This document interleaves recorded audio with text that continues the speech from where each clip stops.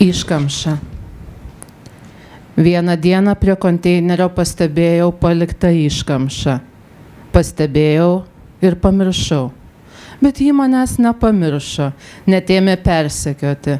Kad ir kur eičiau, kad ir ką sutikčiau, visur mačiau nutriušusią paukščio iškamšą. Iš pradžių tiesiog apsimesdavau, kad jos nematau. Lai sau rodosi. Man kas. Nei čiulbėti, nei kristi snapu vis tiek neįstengė. Bet galiausiai visai suįžulėjo. Ėmė šmėžuoti ne tik viešose erdvėse, įsimaišiusi tarp studentų, klausytojų, praeivių gatvėse, rodydavosi draugų kompanijose. Nevengė patupėti ant artimųjų galvų. Tada bandžiau gražiuoju. Priėjau ir paklausiau jos, ką čia veikia ir ko nori ta iškamša. Bet ji tik nebyliai tupėjo, o tėvas, ant kurio galvos į galop įsitaisė, tik klausiamai pažvelgė į mane. Tėti, tau galas pūštis! Sušnibždėjau. Bet jis numojo ranką, suprask, didelio čia daikto. Nuo tada iškamšą jau regėjau ir sapnuose, net ten negalėjau nuo jos pailsėti, beveik nebemiegojau, beveik nebevalgiau, beveik nebebuvau. Mačiau ją ir toliau, visada tokia pat sustingusią vienoje pozoje, nebylę, apipešiotą. Man ėmė atrodyti, kad ji šiek tiek šypsosi. Iškamša iš mane šaipėsi. Priėjau, čiupau ją ir mečiau iš visų jėgų į sieną. Tik pasirodo, ten buvo ne siena, o veidrodis. Tąkart jame pirmą kartą išvydau skrendantį paukštį. Stuffed. One day, by the dumpster, I saw an abandoned stuffed bird. I saw it and forgot, but it didn't forget me. It even began to stalk me. Wherever and whenever I would go, whomever I would meet, I saw the ragged bird. At first, I pretended not to see it. Let it show itself. What do I care? It neither chirps nor pecks at me. But eventually, it grew rude, appearing not only in public places, among students, listeners, pedestrians, but showing up among friends, perching even on my loved ones' heads. So I tried to make nice, asking, "What are you doing here and what do you want?" But the stuffed thing just squatted there, silent, and my father, on whose head it eventually perched, only looked at me inquiringly. "Dad," I whispered, "there's a bird on your head." But he just waved his hand, you know, big deal. From that time on, I began to see the stuffed creature in my dreams. No escape. I hardly slept. I barely ate. I barely was. And I would keep seeing it, always frozen in the same pose, mute, frayed, though it began to seem to me that it was smiling. The stuffed bird was mocking me, so I finally snatched it up and threw it with all my strength at the wall. Only, it turned out, that wasn't a wall, but a mirror. That was the first time I saw a bird fly in a mirror. And the next poem actually describes a bit my experiences each summer when I'm staying in the north, in Lithuania, at our summer house. You know, I grow up in Lithuanian village. And so it was like interesting childhood. My parents decided to relocate from capital city, Vilnius, and to start farming. Yeah, so my childhood was a bit like hippie style childhood, with a lot of like rabbits running in a garden, and like a lot of different kind of this farming experiments that, you know, because like my father at some point, you know, we decided that we want to have rabbits for meat and fur, but after my father just didn't want it to kill them, so we had at some point like around 40 or 50 rabbits at once. Yeah, so it inspired some poems, and this one, it's one of his poems.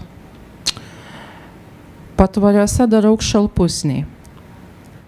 Kada nors visi mano draugai numirs giminaičiai ir mylimieji, numirs priešai ir nuo žemės paviršiaus dings visi kaimynai ir praeiviai, kuriuos bent kartą buvau sutikusi gatvėje.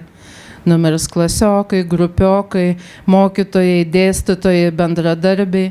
Paskutinį kvapą išleis visi žmonės, su kuriais dėl nesuvokiamų priežasčių dėvėjau tokią pat laiko uniformą, nors taip ir neteko kariauti jo mūšiuose. Numirs paukščiai, kurie anksčiau skraidė virš mano aukštai iškeltos galvos. Ir amžiams nutils šunės, kuriuos išvykusi iš miesto girdėdavau staugiant šiurpulingomis naktimis. Patvariuose dar augs šalpusniai. Ant pevėsinių ilsėsis nuvargusios vynogės. Bet niekas daugiau nevadins manęs vardu. O ir manęs pačios jau nebus. Ir tuomet atsargiai, šiek tiek pakreipusi galvą, stebėsiu svetimus šunis, vynogės ir šalpusnius. Ir tuomet pirmą sykį iš tiesų regėsiu paukščio skrydį, o pro šalį skubanti porelė supratingai žvilgsniais aplenks solelę, ant kurios sėdžiu. Jie žinos, kad kitaip nei jie. Aš iš tiesų matau paukščio skrydį, kad esu visi mane pažįstami – šunės, vynogės ir šalpusniai. Thanks, Aušra. I just wanted to mention that the translations of these first poems are by Rimas Uzgiris, right? Like all translations, English translations, what we are going to share this evening is by my dear friend, poet and philosopher, Rimas Uzgiris. Yes, and he also translated my English book, The Moon is a Pill, as well. Perfect. Thank you. Colt's foot will grow along the fence. Someday, all my friends will die, my relatives and loved ones too. My enemies will die, and all my neighbors, the passers by whom I once met on the street, will vanish from the surface of the earth. My classmates and colleagues, teachers, professors, co-workers will die. All the people will breathe their last with whom I wore, for reasons unknown, the same uniform of time, though I never fought in any of its battles. Birds who once flew above my head held high will die, and the dogs I used to hear howl on spine-chilling nights outside the city will grow silent for all eternity. Colt's foot will still grow along the fence. Tired grapes will rest on arbors, but no one will call me by name, and I myself will not be.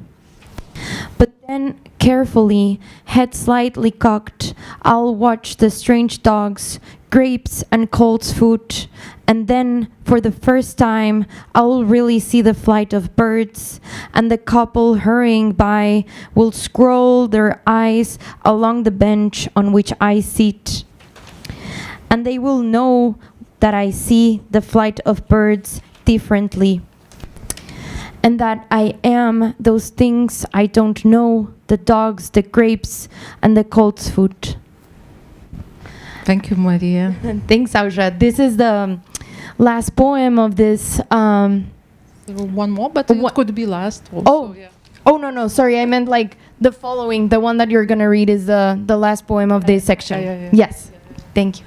Okay, so the last, I hope not last. of this first segment. Yeah, yes. Perfect. Thank you.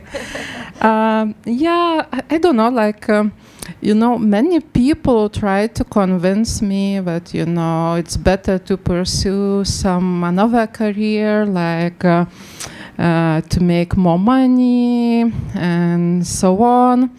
But actually, I'm doing quite well. Like, for example, the poem what I'm going to read now, it took me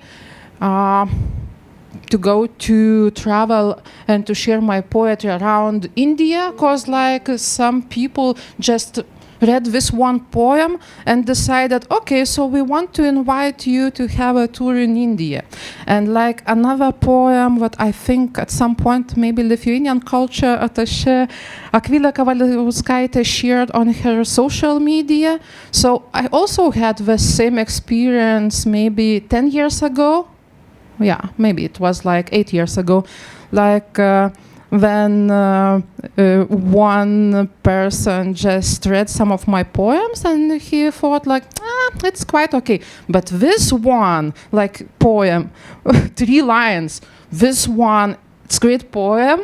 So we're going to invite her and to pay for everything, like for readings and hotel and stuff in Hong Kong and Taipei, Taiwan. So it's a beautiful poem. Quite well. It's an amazing poem. So yeah, you'll all be. Yeah, and like this year I spent just 1 week in Europe, and previously with my partner Ula, who is knitting now because he is bored. He participated in so many readings when I am just lying something for the audience. So we were traveling in India because of this small poem, so well, it's quite okay for me. Oda. Dabar jau viskas gerai. Laikas sudėliojo mus kaip trafaretus, kaip išskrendančias gerves, kaip gerokai vėliau nei derėtų iš tūso grįžtančius nepilnamečius, ant milžiniško balto tylos lapo. Kol mes juokiamės, girdžiu milžiniškas žirkles. Kol mes mylim, jos kerpa. Kol mes nežinom, jos žino. Dabar jau viskas gerai. Dabar jau ramu. Tyla ant veido, tyla ant rankų, tyla ant pilvo. Kaip gražiai apgaubia pirštus. Ši tyla nėra liūdna, nėra pikta ar džiugi. Tyla yra mūsų oda. Ji švelni. Ji priglunda. Skin. Now everything is all right. Time has arranged us like stencils, like migrating herons, like underage teens returning much too late from a party, arranged on a giant white sheet of silence. While we laugh, I hear gigantic scissors. While we love, they cut. While we still don't know, they know. Now everything is all right. Totally copacetic. Silence falls on a face. Silence falls on hands. Silence falls on the belly. How beautifully it unfolds the fingers. This silence isn't sad, nor angry, nor joyous. This silence is our skin. It's soft. It embraces us. Such an amazing poem. Thanks, Aušra. Yes. Yeah, so now we are going to transition into a conversation. Yes, we're going to hear some questions that Bayasgalan has prepared for Aušra.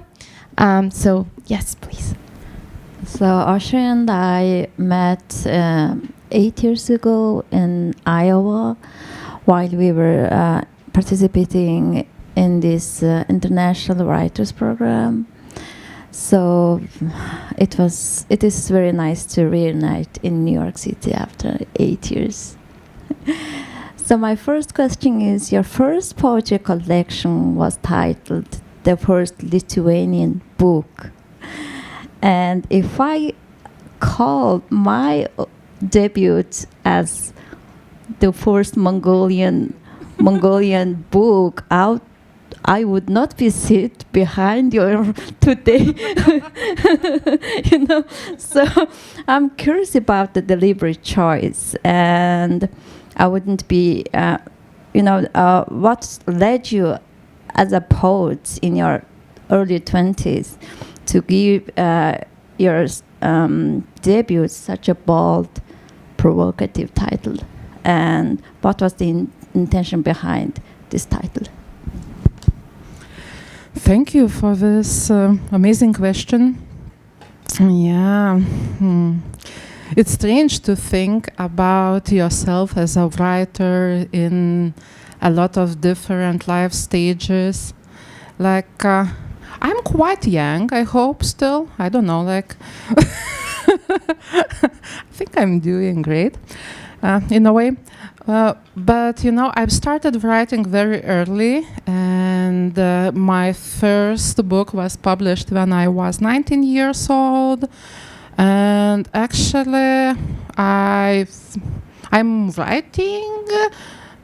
Is it like okay to say that I'm professional poet? I don't know yet, but like I'm doing it for 20 years now. So I'm quite old poet, quite like not so old person, but like quite old poet. Yeah, so, and you know, in my first poetry book, as you mentioned, the one that I wrote at school was called First Lithuanian Book. And usually in Lithuania, the country that I am from, if you are saying First Lithuanian Book, or you, in Lithuanian it sounds Pirmoji lietuviška knyga, it means that you are referring to the first book what was printed in Lithuanian language. And in Lithuania, it happened to be like a book, catechismus, you know, like just religious book, how to pray, instructing how to pray, written by pastor and Martynas Mažvydas. So in this case, you know, at that time, you know, now I'm not so smart anymore. But when I was teenager, like 15 years old, 16 years old, I was so smart. I was reading Ezra Pound, Tom Stearns Eliot, and like Luis Jorge Borges. And Borges inspired me to write this book. Like I wanted to create this some kind of fiction, but you know, to conceptualize it and to open doors of imagination, to imagine how Lithuanian society would look like if like our first printed book would be like avant-garde poetry book instead of some book who tries to teach you how to pray properly. So at one hand it was quite a bold move and like quite arrogant move, and on another hand it was like okay, so let's try to imagine how everything would be in this alternative reality where we're starting not from catechismus but from like avant-garde poetry book. And that book was the most experimental books what I ever written, because later I become, you know, like all classics. Quite boring. But my first book was written from images, from numbers, and so it was like very experimental one. Yeah, so I don't know. I think that today for me it would be quite not so easy, you know, to do it. But at that time everything made sense in a way. As you mentioned, you discovered as a poet in a very young age, right? About 15 or 16, right? So do you think your early recognition helped your artistic growth, or did you feel pressure or expectation? I think both in a way, because, you know, I am quite happy that I started writing so early, because I think that some type of poetry could be written just when you are very young and when you are experiencing all this, how you call it in English, like hormone storms and things like that. And after you kind of starting to look in everything in more quiet mode, in more calm mode, and it changes. So it's impossible to write the things. For me, I don't know, like maybe for other people it's possible, but in my case, I think if I wouldn't start to write so early, I never would write like with so sharp and like intense imaginary and things like that. And I don't know, like, but at the same time, it also creates you competition, because each time when you are starting to write another poem, you are kind of having this kata. And kata, you know, when I was writing my first book, I also started my first karate lessons. Yeah, I was like in my early teenage years. So kata, it's like some kind of exercise, but at the same time is a fight with your shadow, and you are repeating and repeating it, and it becomes some kind of meditation, form of meditation. So, and you know, when you are writing for such a long time, I don't know, maybe people who are now in the 80s or 90s, like, and who are writing maybe for 60 or 50 years, they would tell me, no, like 20 years, it's nothing. But like in a way, when you are writing 10 years, 20 years, you're noticing that each time when you're trying to escape from yourself and to create some new forms of expression, you also like repeating this kind of same algorithm of trying to escape from the things that you already feel comfortable for you. So yeah, so I think it also creates some kind like intensity, and you have this not easy competition with younger versions and poetry written by yourself. So Aušra is a philosophical doctor, for real. So and also poet, and historically those identities were often inseparable.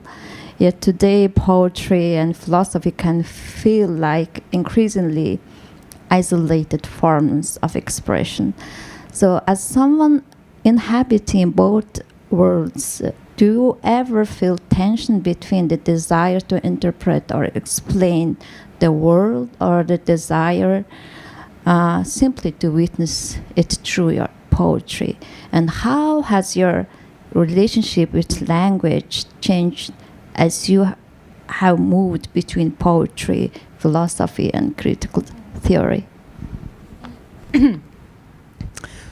So, again, my partner Ula, who is knitting now, she actually graduated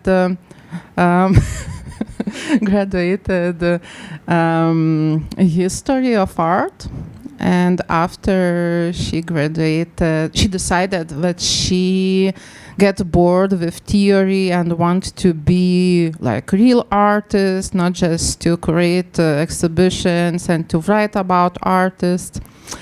And each time when we started dating, like each time for me it was very hard to convince her to go to some kind of museum or gallery, because she developed like such a hatred for painting.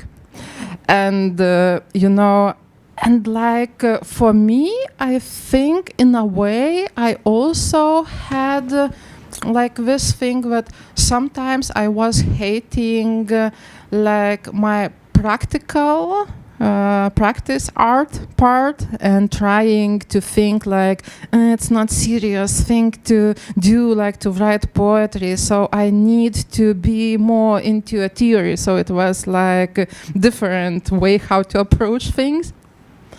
But like one time I remember I told Ula that but you can convince yourself when you are going to a gallery.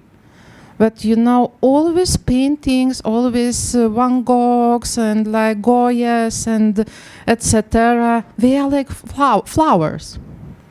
And when, and you don't try, to ask flower for the like deep meaning or concept or something like this and that. And if you're approaching all this, things in the galleries and museums as some kind of flowers but blooming in time at some stage of civilization, you kind of trying to learn how to be more patient with things around you.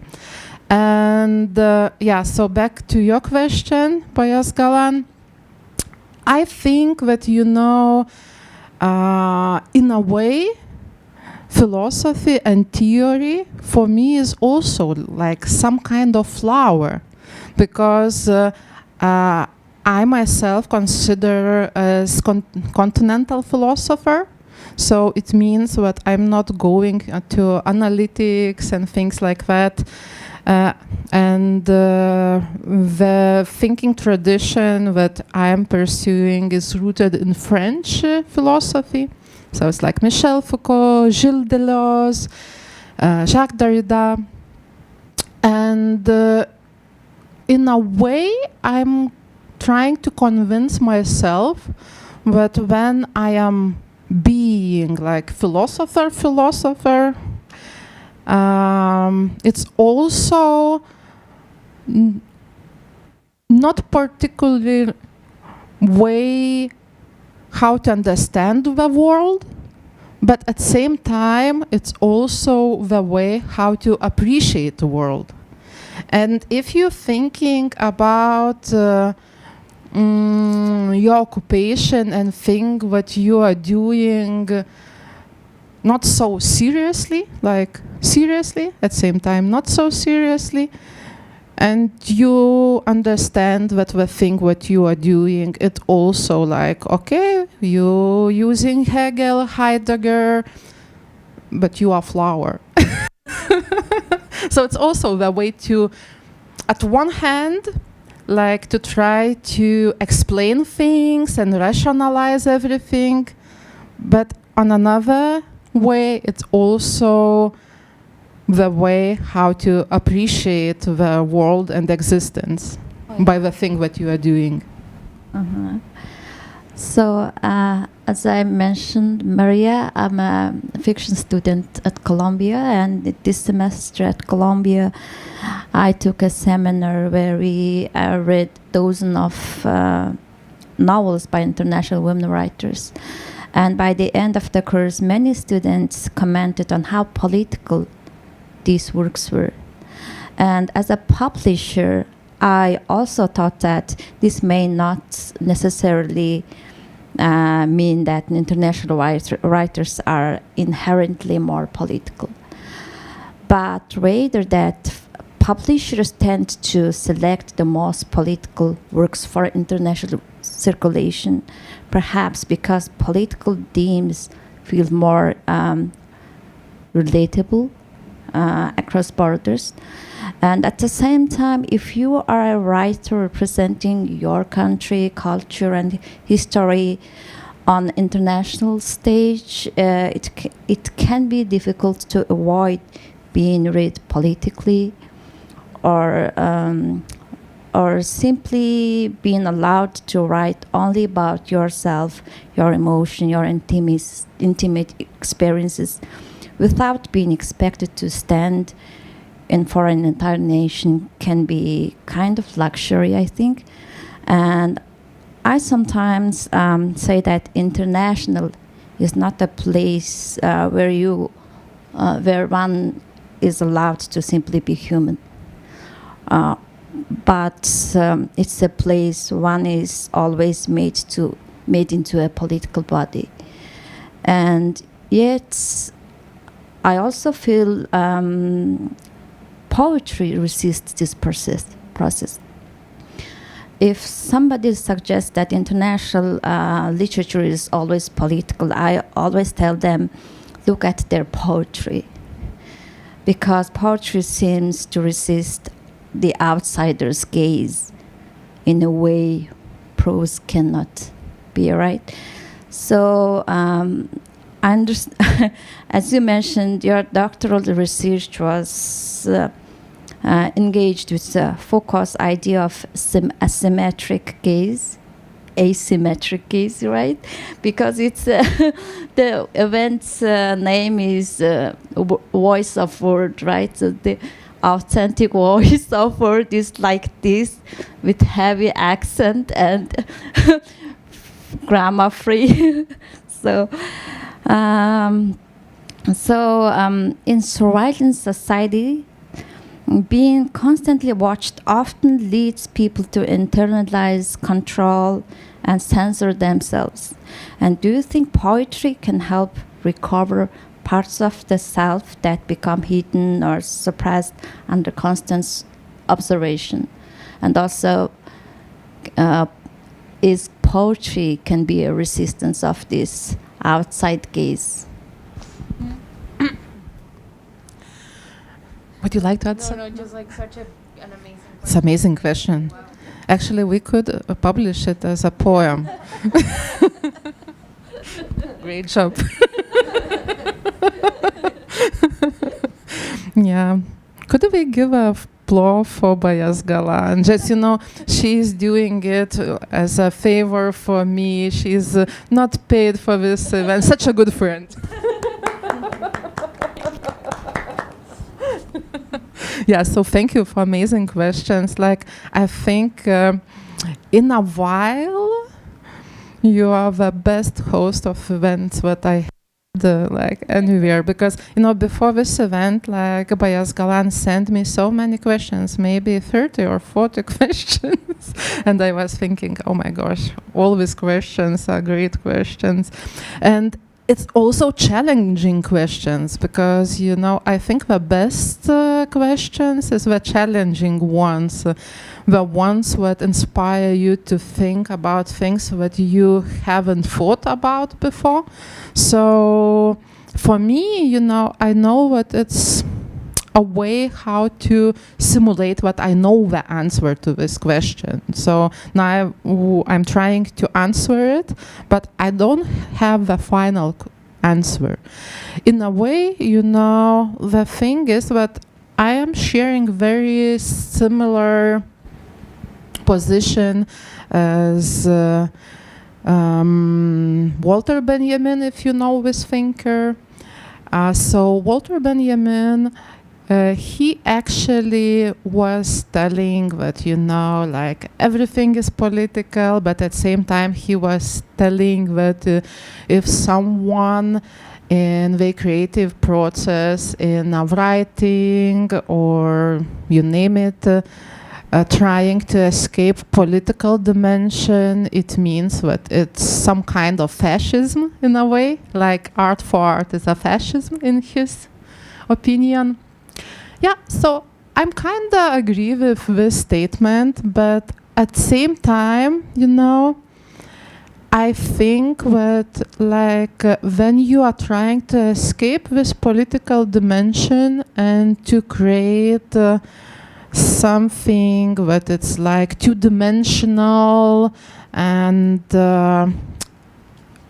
you also always need to ask why the author is doing it, because it's also like political. Art for art is political. And I don't know, like in Lithuania we have such a painful history, and like we spent 50 years under Soviet occupation. Like some people thought that we've been like part of Soviet Union willingly, but it was like another story, like maybe Second World War ended for some countries, and for some countries, like for example for Baltic countries, we been occupied for 50 years afterwards. And during that time, like in Lithuania, we had very harsh censorship. It was not the same like all 50 years, it was changing, but like mainly like a lot of people in my country who was allowed to write like political things, it wasn't like paradoxically very political in a way what you're expressing like yourself. Usually it was part of propaganda process. So so Lithuanians and Latvians and Estonians, like all Baltic countries, had the same thing that I heard from some of my friends that now this is true in China at some point also, and some countries as well. But you using a lot of symbols and you trying to avoid to tell directly something critical to a government and things like this and that. So yeah, so in Lithuania we still have this tradition, and I don't know, like in a way poetry could find the ways how to be like more political or less political. I think that like all literature is political at some level, but at the same time, like when someone decides that the thing that you are writing it's political just because you are from another country, it also sounds a bit like strange in my taste. Yeah. So before we give the microphone to the audience, I would like to ask the final question, because Aušra was talking about Lithuania always related to mushrooms. Like she was talking about how she picked mushrooms from mountains in Lithuania. And we don't have mountains, but we love mushrooms. Oh yeah, mushrooms. Yeah, in the forest, I guess. Yeah. I will invite you to convince our mountains.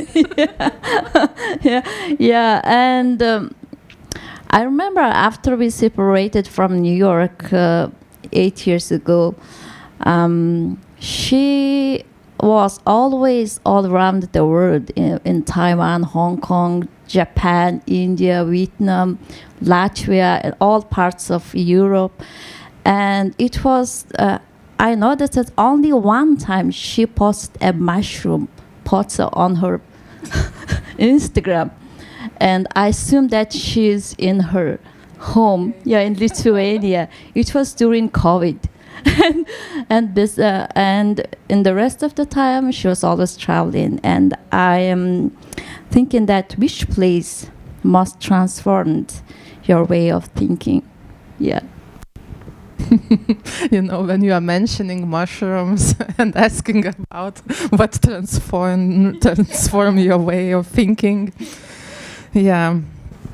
So speaking about mushrooms and like magic mushrooms, I'm not like using magic mushrooms, but like 3 years ago when I had my events in Mexico, and like my publishing house in Mexico, Circulado de Poesia, what published like European poetry anthology and Lithuanian poetry anthology.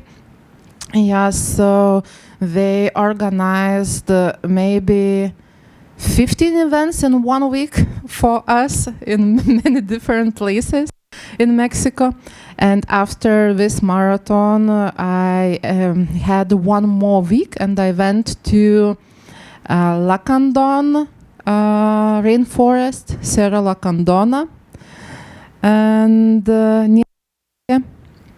And I remember I met one retired American man, James, and he approached me and he was saying, you know, I retired and now I live in a cabin in a rainforest, and and I love mushrooms, and we're having like 3 or 4 harvests of magic mushrooms here, so it's the best place in the world. And I look at him and I agree. I told, you know, I also love picking mushrooms in Lithuania. But in Lithuania, we pick like more boring mushrooms. We pick like, you call it in bole, I guess, like in Italian porcini, like with mushrooms, brown ones, very delicious. Chanterelle mushrooms and a lot of different kind of mushrooms. So, and growing up, I really enjoyed being in nature, and each summer I am picking mushrooms. So it's also quite transformative in a way that I could connect with myself and nature more, and to escape city and my duties and traveling. But speaking about the places that most transformed my way of thinking, I think it was probably the time that I met you in Iowa. Yeah, because Iowa program, International Writing Program, is such a great program. I know that now we're having quite a hard time because of politics in this country and cut of funding and things like that. But I think it's one of the oldest still running program for writers in the world. I think they started maybe more than 60 years ago. And yeah, so I had this opportunity. At that time, I think I was like 29 years old, yeah, so younger than now. And it was such a transforming experience to live together in one hotel in Iowa City with 30 great writers from all around the world. And like majority of us, we were not just sharing the space, but we were like sharing a soul in a way. Maybe it sounds a bit pathetic, but I think it was true, and for many of us. And I don't know, like it created such a, it had very big impact on me, I think. Because previously I was like, sometimes maybe like arrogant in a way, and you know, and things like this and that.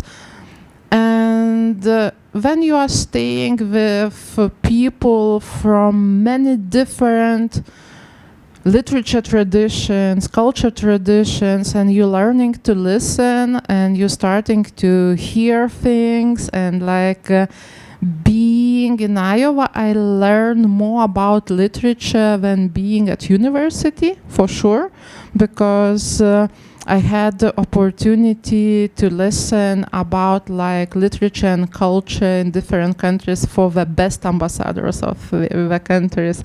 And I remember at the end of the program, I asked each of the writers, each of the 30 writers, to create a list for me, like what to read, written by the authors from the countries, but it's translated in English, like 10 books. And I still have this notebook with all this list. And, you know, I learned so much. Previously, for example, I didn't know great Arabic poets at all. Like I didn't know like great Venezuelan writers, and after like it enriched and made bigger my world. Yeah. So you basically say that US was the best country. You transferred your way of thinking, right? So politically a very good choice. Thank you for those amazing questions. Before we open the space for other questions, I would like Aušra to ground us, like everything that we have discussed, maybe by reading 2 or 3 more poems, and then we're gonna open the conversation. If I could have like a special request, I would like the moon is a pill poem, but feel free to choose 2 or 3 poems from the packet. Okay, perfect. Thank you. Thank you. Thank you for great questions. Yeah. Okay, so I will start with a poem that I wrote ages ago, but nowadays I think it somehow resonates very well with the situation in Europe now, and not just in Europe, and in Lithuania, because, you know, it mentions automatic rifles and some military stuff. And in Lithuania, I remember, you know, when the this invasion, huge scale invasion by Russian soldiers happened in Ukraine. At that time, I was hosting same day 3 events at Vilnius Book Fair, like the biggest book fair in Baltic states. And like, I'm not gonna lie, like many people in Lithuania was thinking, do we need like to pack our stuff and leave as soon as possible?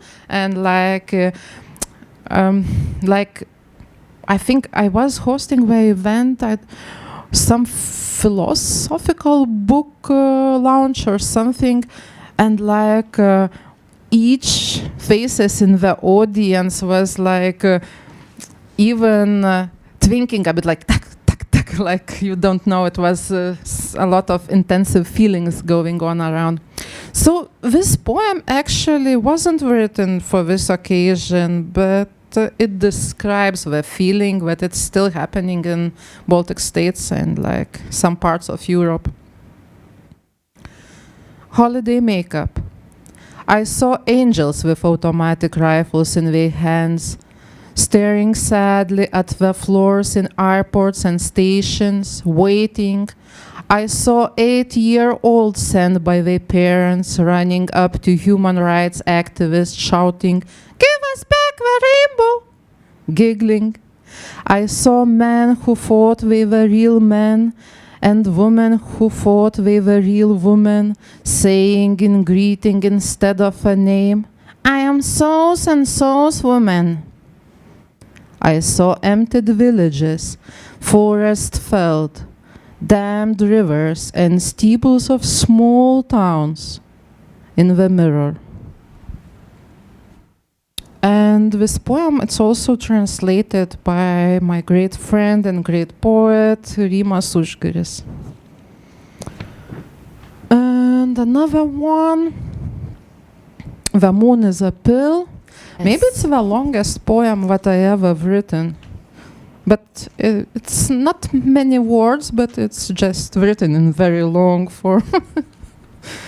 And it shares the same title as my English poetry collection, The Moon is a Pill.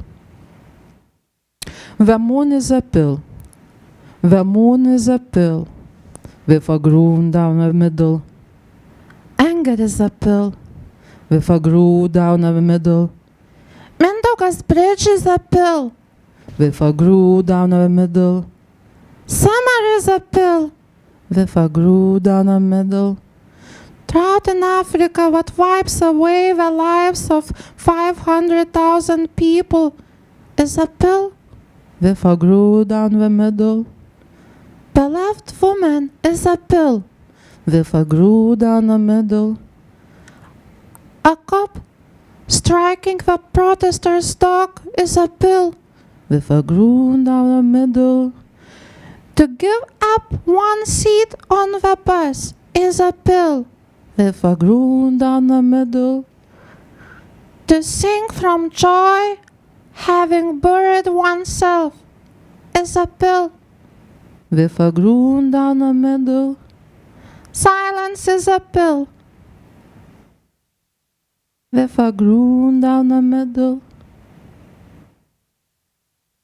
Drunken time lies in the groove and bubbles. Never ask who cut this groove, who dug this day for us, who nailed a witching bird to its teeth. Break it. Swallow one half and the other, opening the bird's lid with both hands. Insert the pill and close. Then you will finally see drops of blood streaking over the day's teeth.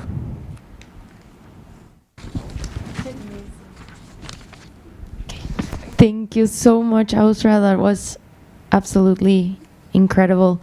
Do we have any questions from the audience?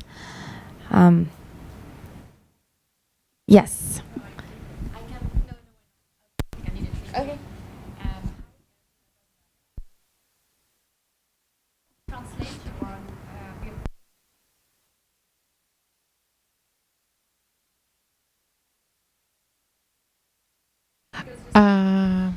I am writing in Lithuanian, and I convinced myself to speak English. But previously I was judging myself each sentence when I was telling something. So it's like natural thing, you know, that if I have very like big respect for writers who writing in not their first language, but for me it's impossible to do. I wrote, you know, some poems and essays in English because I was forced to. But not because I wanted to do it. Yeah, so back to your question, like Rimas Užgiris, he is one of the best translators who translating from Lithuanian language to English language poetry. And, you know, he is, as I mentioned, a poet himself, and he is also philosopher. And, you know, we are very lucky because, you know, Rimas, he was bilingual. He grew up here in United States. And after the Fulbright scholarship, he went back to Lithuania. And you know, Lithuanian women, they are very beautiful. Yeah, and you know, and he met amazing painter and person, Monica, and now they are happily wed. They have 2 children, and he is working at Lithuanian Vilnius University teaching translation. Till nowadays, I think maybe now for 10 years already. And we have so many damn good books translated by him. And if you are interested in Lithuanian poetry, especially contemporary one, you can find online Vilnius Review. It's a great online magazine. And I think maybe almost all poetry publications is translated by Rimas. How have you given this more thought? How do you use poetry to infiltrate that political membrane that's around us and work towards a, you know, a more democratic or more free society? And of course, I'm asking that because we're running into that problem here very much as well. So if you could just expand on some of those thoughts, that would be great for me. Thank you. It's a great question. Thank you. What's your name? Ross. Ross. Nice to meet you, Ross. So thank you for a great question. I don't know, or I have a good answer to this question, but yeah, but I'm not sure I have the right answer to this question. But I could try to do the best I can to speculate a bit. Yeah, so like in Lithuania, some people in Lithuania now writing more about this situation and how we are feeling. At some point, I decided that for me, maybe it's not right thing to do to write about this topic. Like maybe I could share my experiences, but I'm trying to listen more Ukrainian authors and poets what they are writing about. And like, I read and hear in some festivals also when people not from Ukraine now also writing poems like, and I was standing and the bullet was and drones was flying and things like that from like I perspective. And in a way, I see it a bit uneasy because, like, Lithuania now it's in more privileged position than Ukraine, and I can't use like this position when I'm writing. But it's like my choice. Unfortunately, I'm not translating. But like my friends, great Lithuanian poets and translators.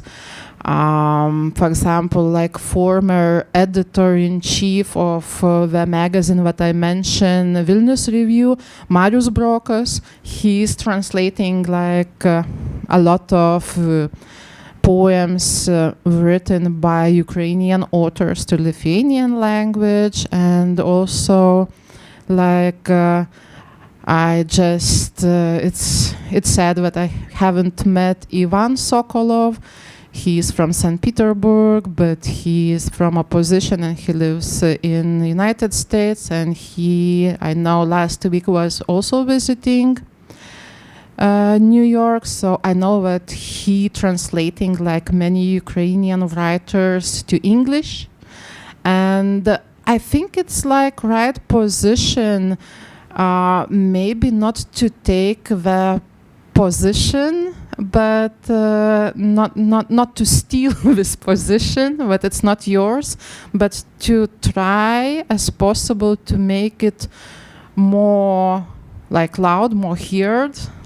And I think if I would know how to translate from Ukraine or Russian languages, maybe I also would try to translate more Ukrainian authors now.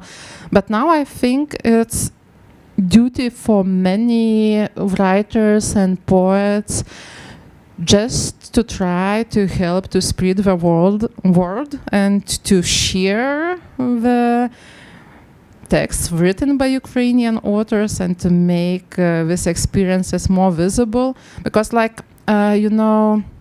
previously, I worked for 4 years as vice chair of Lithuanian Writers Union. It's like union who unites professional Lithuanian writers. And they have these days a very great initiative.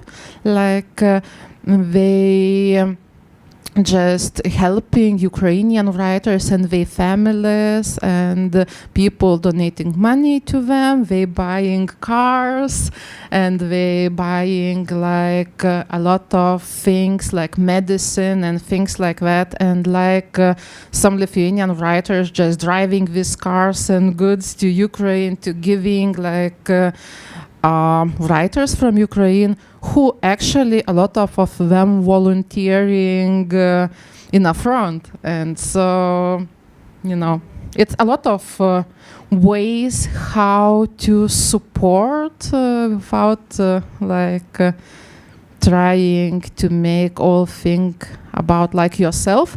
But another part of your question that I haven't answered yet is that, I think that nowadays, like everywhere in the world, situation is very challenging, and in Europe also, like a lot of voices from the right wings in Germany and many countries and France as well, like trying to rise. And I don't know, I think it's very important now to convince yourself as writers and as artists and as human beings that even small steps what we could do now matters. Because I think the worst thing is to lose the hope.